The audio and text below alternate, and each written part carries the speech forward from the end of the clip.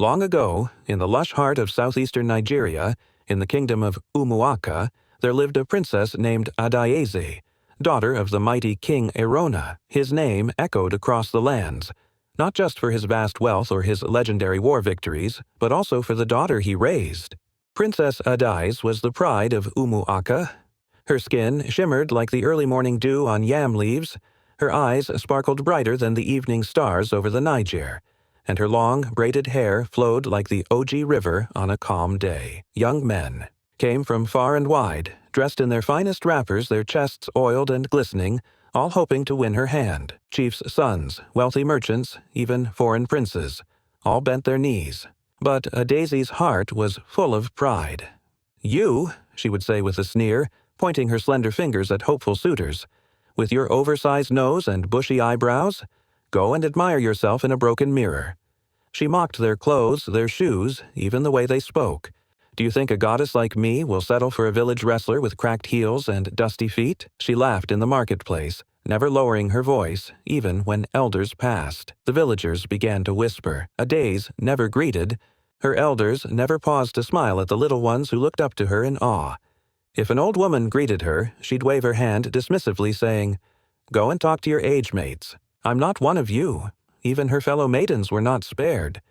"Look at all of you," she would scoff, standing tall in her coral beads and embroidered wrapper. "So poor, so ordinary, like the bottom of a cooking pot. Meanwhile, I shine, like the queen of the sun." The only soul who remained by her side was her maid, a gentle girl named Ngozi. Though Adaeze shouted at her, ordered her around like a common servant, Ngozi stayed loyal. She was raised to serve without complaint, and she did so with quiet strength. Despite all her arrogance, Adaeze had a strange passion. She sold goats. Dressed in expensive lace and adorned in gold, she would sit at the village square, overseeing the sale of the most prized goats in the land. Some believed she did it for fun. Others whispered that she just loved the attention from the men who passed by and marveled at her. One day, news came that Obi Ezenwanyi, a fearsome king from the northern frontiers, was riding into Umuaka. King Obi was not a man to be taken lightly. He was known across kingdoms for his fierce battles, deep scars, and iron rule. He had conquered more villages than anyone could count, and tales of his power were sung even by the griots. He had heard of Adaeze's beauty and sent his messengers with gifts, seeking her hand in marriage. But when Adaeze heard the name, she threw her head back and laughed. "King Obi, is he not the one with a crooked eye and skin like burnt yam? I have no interest in marrying a monster," she scoffed, waving her hands as if chasing away flies. "Tell him to go marry the trees in his forest." The messengers returned, humiliated. But King Obi was no fool, nor was he quick to anger. Instead of war, he chose strategy. Disguised in rich traveler's robes, he journeyed into Umuaka under a false identity. One afternoon, he strolled into the marketplace where Adaeze sold her goats. "Bring me your best goat," he said with a warm, charming smile. Not knowing who he truly was, Adaeze returned the smile.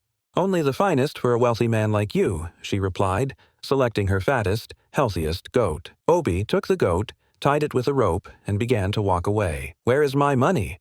Adaeze called, narrowing her eyes. "Come to my palace and collect it," he said, his voice low and calm. Adaeze's face twisted in disbelief. "Are you mad? Do I look like a beggar? Return my money." But Obi only smiled and continued walking. Fuming, Adaeze stormed into the royal palace, her wrapper flaring behind her like fire. She didn't even greet her father. She flung her shawl onto the floor and crossed her arms. "Father," she said, her voice sharp, "you will not believe the insult I face today. A man, rich, powerful-looking, dressed like a prince, came to my stall. He had a scar over his left eye, walked like a lion, and spoke like thunder. He bought a goat, but refused to pay. Instead, he told me to come to his palace to get my money. Who does he think he is?" King Arona sat up straight. His expression darkened. "Describe him again," he said. She did. Slowly, King Arona rose to his feet. "That must be King Obi," he said gravely. "He is a man not to be toyed with. Many have fallen at his feet. He is powerful and dangerous. Let it go, my daughter. I will give you money for the goat. Let this matter end here." But Adaeze's pride flared. "No, father. Everyone saw what happened. They will laugh at me. They will whisper that Princess Adayze, was cheated. I cannot allow that. I must go and collect what is mine." Her father's tone turned cold. "You are letting your pride cloud your judgment. This is no longer about a goat or gold. Obi is not a man who respects limits. He may not let you return as you came." "I don't care," she snapped. "This is about respect." King Arona sighed heavily. He had always feared that her pride would someday lead her to ruin. "You are beautiful, yes, but your beauty cannot protect you from every storm. Some men fear no gods or kings." Adayze raised her chin. "Then I will be the storm they fear. I leave at dawn." The next morning, she dressed herself in her finest attire, layered in gold, her pride heavier than the beads on her neck. Gozi waited for her by the horses, her eyes full of fear. "My princess," she pleaded, "let us return to the palace. Your father warned you. This man—" "Enough," Adayze said, mounting her horse. "I am not afraid." Gozi had no choice but to follow. The palace gates opened and the two rode into the sunlit road.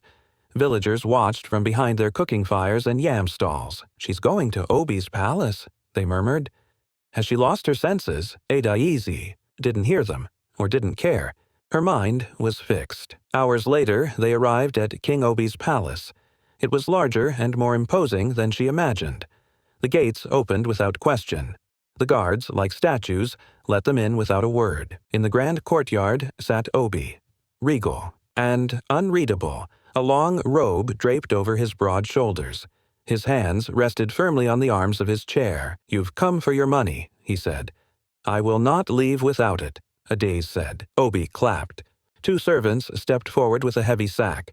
They untied it, and gold coins spilled onto the ground, catching the sunlight like fireflies in the night. Adayze stared, stunned. It was more gold than she had ever seen in one place. Her anger began to dissolve. Then Obi leaned forward. "Marry me, and you will have more than this.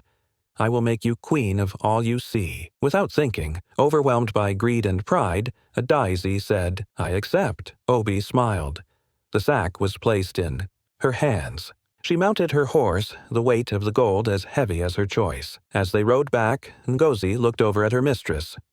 "My princess, this man already has 3 wives.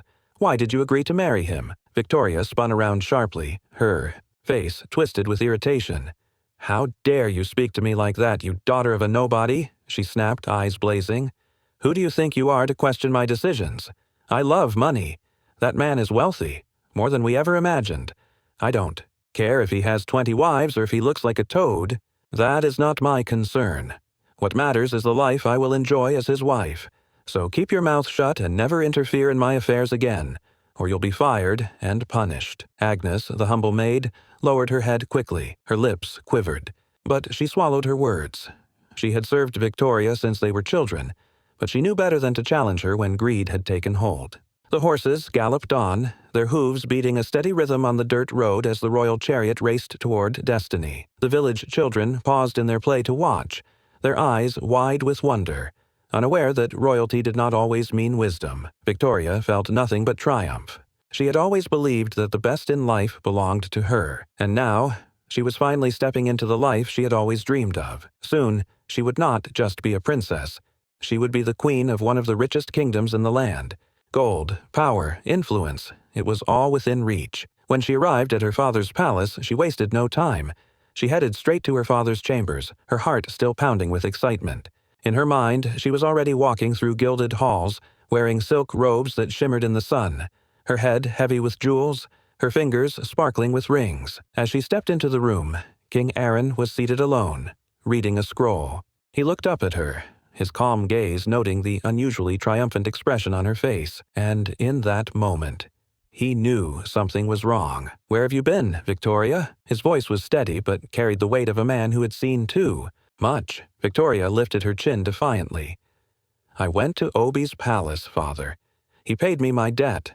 Not just that, he offered me something greater. He asked me to be his wife." She smiled, and I accepted. The room went silent, the very air freezing. "You did what?" The king's voice dropped dangerously low. "I accepted his proposal," Victoria repeated, her voice unshaken. "Not because I love him, but because he is rich, father, more powerful than I ever imagined, the gold he owns. It is beyond anything I've ever seen. I will live a life of unimaginable luxury. I will never know lack again." King Aaron's face turned crimson. He stood, trembling with rage. "Have you lost your senses, Victoria? How can you even think of marrying that man? Do you know what kind of person Obi is? He's a tyrant, feared by his own people. He has 3 wives already. Do you really believe you'll be anything more than another trophy in his palace?" Victoria rolled her eyes, completely unmoved. "Father, I don't care how many wives he has. I don't care if he's feared or admired. That is not my concern. What matters is what he can offer me. Wealth, comfort, power. I won't just be a princess anymore. I'll be the queen of one of the richest kingdoms. And no woman will stand above me." King Aaron's hands balled into fists. His disappointment was thicker than his rage. "I gave you everything, Victoria. You've known nothing but comfort. Yet your pride, your greed, is so great that you're ready to sell your soul for more gold? What is all this worth if you're unhappy? If you're treated like a slave?" Victoria smirked. "Love doesn't pay for fine clothes. Love doesn't build mansions or buy servants. I don't need love, father. I need security. Obi will give me that."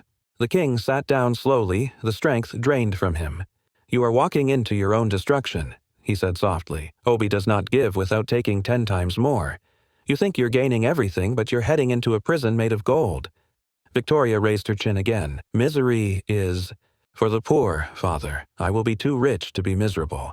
King Aaron closed his eyes. When he opened them again, his voice was low and cold. "Then go. Marry Obada, but do not return to me when your heart is broken and your soul is empty. You have made your choice. Now live with it." Victoria smiled. "You'll see, father. Soon the whole land will know my name.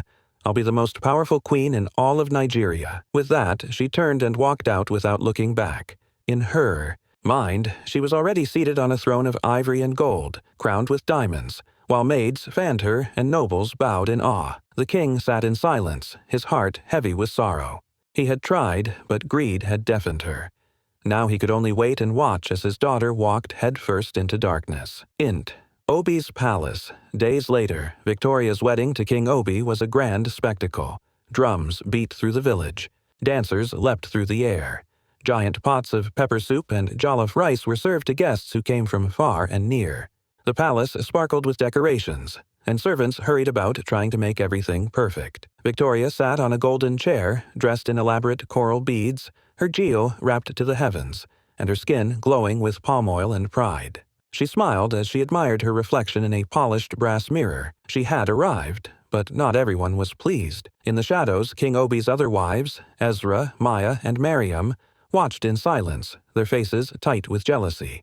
"Look at her," Maya whispered. "She walks like she owns the palace." "The king gives her everything," Mariam added. "Jewelry, clothes, attention. What about us?" Ezra, the first wife and the most senior, narrowed her eyes. "We must remind her who really rules this palace." That night, the 3 wives gathered in a dark chamber, whispering plans beneath their breaths. They would not allow this newcomer to outshine them. XT. Palace courtyard. Next morning. Victoria lounged on a cushioned bench, peeling oranges as servants fanned her and poured chilled zobo into golden goblets. She smiled at her reflection, content. Suddenly, Mariam stormed up, her wrapper tied tightly, her face full of fury. "You think you're better than us, don't you?" she snapped. Victoria looked up lazily, popping a fruit slice into her mouth. "Are you talking to me?" "Yes, you. You disrespect those who were here before you. We were here long before your powdered face entered this palace." Victoria stood slowly, adjusting her elegant lace eyebrow and booba. "Ah, Mariam. What a shame. Is it my fault the king finds me more appealing than you old cargo?" Gasps erupted from the servants nearby. "You little witch!" Mariam fumed. "Hush, old woman," Victoria said coolly. "If you're not happy, go and hug a transformer. No one begged you to stay." Mariam's jaw dropped, speechless. Victoria smiled sweetly. "Next time, think twice before challenging royalty." As she sat down, the other wives burned with hatred. Ezra clenched her fists. Enough was enough. King Obi's private chamber. Latter Ezra burst in without warning. My king, we must speak. Obi barely looked up. Is it about Victoria? Save your voice. It is about her, Ezra cried. You've forgotten us. You don't visit Maya. You don't even look at Miriam anymore. We are your wives, too. The king looked at her coldly. Ezra, Victoria is young, beautiful, vibrant. You three are past your prime. Ezra blinked back tears but held her ground. Have we not been loyal? Faithful? Have we not stood by you for years? King Obi laughed darkly. Loyalty? What has loyalty brought me? Where are my heirs, Ezra? Have you given me a prince? Has Maya? Has Miriam? You have enjoyed my wealth for Cheeker's years, but given me nothing. Ezra's heart shattered. For the first time, she realized she and the others were not wives. They were burdens, and Victoria, for now, was the shining jewel. But deep in the heart of the palace, a storm was brewing. But today, King Obi was not just being firm. He was being cruel. Leaning back on his ornately carved throne made of ebony wood and lion skins, he let out a satisfied sigh and smiled to himself. Victoria is different, he declared, his voice echoing through the hall like a judgment. She is young, strong, full of life. Soon she will give me not one, but 2 sons at once. My kingdom will finally be secure. He turned his gaze to Ezra, one of his long-standing wives, and sneered. Now tell me, Ezra, what exactly have you done to deserve my attention? Ezra's fists clenched at her sides. We have been your wives for years. We have stood by you through hardship. We have been faithful. The king let out a harsh, mocking laugh. Faithful? And what has your so-called faithfulness given me? Nothing but aging women filling up my palace like old baskets left in a storeroom. Empty, dusty, useless. He stood abruptly, his voice rising. Let me make it clear. If any of you cannot stand Victoria, you are free to leave. Go back to your father's compounds. I will not beg you to stay. Ezra felt as though a spear had been driven through her chest. She had expected disappointment, maybe anger, but not this dismissal. This cruelty. After everything, she had shared his bed, whispered encouragement in his ears during battles and negotiations, prayed for him, and even nursed him during his illnesses. And now, she was nothing. Taking a shaky breath, she stood her ground. My king, you are making a grave mistake. You think Victoria loves you. She doesn't. She loves your crown, your gold, your power, but not you. Not the man behind all this. King. Obi's eyes narrowed. He took a step forward, his voice low and dangerous. You dare speak to me like this, Ezra? You question my decisions in my own palace? Ezra lowered her gaze. Forgive me, my king, but I have only spoken the truth. The king waved his hand as if swatting away a fly. Get out of my sight. Go and cry with your fellow old wives. I have no time for foolishness. Ezra turned and walked away, her heart blazing with shame and rage. As she stepped into the corridor, she met Maya and Miriam waiting outside the royal chamber, their eyes filled with anxious hope. What did he say? Miriam asked quickly, gripping Ezra's arm. Ezra stopped. Her voice was hollow. He said we are old cargo, that we are of no use to him anymore because we have not given him an heir. He said if we do not like Victoria, we should leave the palace and return to our father's homes. Maya gasped, her hand flying to her chest. He said that to you. Ezra nodded solemnly. Yes. The man we've called husband all these years no longer sees us. He only sees her. Miriam's face turned crimson with fury. That girl will not rest. She has turned our husband into a stranger. She must pay for this. The 3 women looked at one another, their shared jealousy now hardened into dangerous hatred. They were no longer co-wives. They were allies, with a common enemy. And in the palace, enemies never slept. Not long after that explosive confrontation, a new guard arrived at the palace. His name was Jacob. He was tall, dark-skinned, and sculpted like a warrior from legend. Each movement of his body rippled with power, and his deep, steady voice drew attention from everyone who heard it. Unlike the older guards who looked weary and dull, Jacob was alert, confident, and magnetic. The first time Victoria saw him, her heart skipped a beat. She had always craved powerful men who could command a room just by entering it, and Jacob had that allure, that fire. From the window of her chambers, she watched him train daily in the courtyard. His bare chest glistened with sweat beneath the morning sun. Every time he swung his sword, It was as if the earth obeyed his will. Victoria began strolling more often through the courtyard. Sometimes she would send a servant on a needless errand just so she had an excuse to pass by.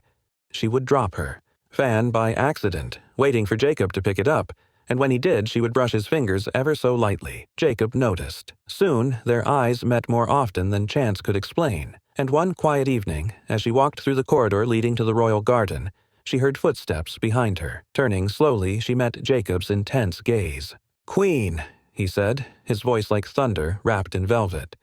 "Do you need something?" Victoria stepped close, her eyes gleaming. "I need many things, Jacob.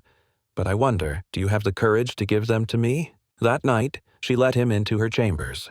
And from then on, Jacob became more than a palace guard. In the shadows of the king's absence, he became her secret, her lover, her forbidden fire. For the first time in her life, Victoria felt alive. King Obi was a lion in public, but in private, he was old and rough. Jacob, however, was wild and young, and made her feel like a queen in every way. Weeks passed. Then, one morning, Victoria missed her cycle. Her heart raced with hope and mischief. That evening, she sat beside King Obi as he drank his palm wine, her voice sweet and soft. "My king," she whispered, "I bring you great news." King Obi glanced at her lazily. "What is it, my love?" Victoria placed a hand on her stomach, beaming. "You will soon be a father." The cup slipped from the king's hand and shattered on the floor. He sprang up, eyes wide. "What did you say?" I'm carrying your child," Victoria said proudly. "Your heir, the future of this kingdom." The king threw his head back and laughed with joy. "The gods have smiled upon me. You have made me the happiest man alive." The next morning, the palace drums thundered across the village. Servants lined up in rows. The king, standing on the palace steps, made the announcement, "My people, after years of waiting, the gods have answered my prayers. Victoria is pregnant with my heir. She is now Queen Mother, the most important woman in this palace. She must be obeyed and worshipped." Victoria stood beside him in radiant silk, her hand resting on her belly, glowing like a goddess. Ezra, Miriam, and Maya stood at a distance, numb with shock. "This cannot be happening," Miriam whispered, trembling. "We've been here for years. None of us has conceived. And now she carries the heir." Ezra felt like the wind had been knocked out of her chest. "Does this mean we are nothing to him now?" "We must do something," Miriam snapped. "We cannot let her take everything." Later that night, the three wives gathered in Ezra's chamber. Rage, fear, and confusion churned in their hearts. Nothing made sense. Victoria had only just arrived. How was she the one to bear the first child? Miriam paced furiously. "Something is wrong. I can feel it. The gods are not blind. This pregnancy, it's not right." Ezra nodded slowly. "There is only one way to find the truth." The native doctor. That very night, cloaked in darkness, they slipped out of the palace, moving like whispers through the village. When they arrived at the home of the great native doctor, they knocked 3 times. A voice, deep and knowing, answered, "Enter." Inside, the fire burned without wood. Cowrie shells, bones, and ancient charms filled the room. Ezra stepped forward. "Great One, we need answers. Victoria is pregnant, but we've been with the king for years, and none of us have conceived." "How is this possible?" The native doctor stared at the shells he cast. The room fell silent. Finally, he looked up and spoke. "The king cannot father a child." A long silence followed. The wives exchanged horrified glances. What do you mean?" Miriam's voice trembled. "I mean what I said," the native doctor replied solemnly. "The man you call husband is not capable of producing children. Someone else in that palace is the father of Victoria's child." Maya gasped. "Who?" The native doctor shook his head. "The gods have not revealed his name. But mark my words, Victoria carries another man's seed." As they left the hut, their world had shifted. Everything they thought they knew was now a lie. Miriam clenched her jaw. "We must tell the king." Ezra hesitated. "And if he doesn't believe us?" Maya's eyes flared. "Then we have already lost everything. But I'd rather die trying than watch Victoria rule over us." The storm had begun.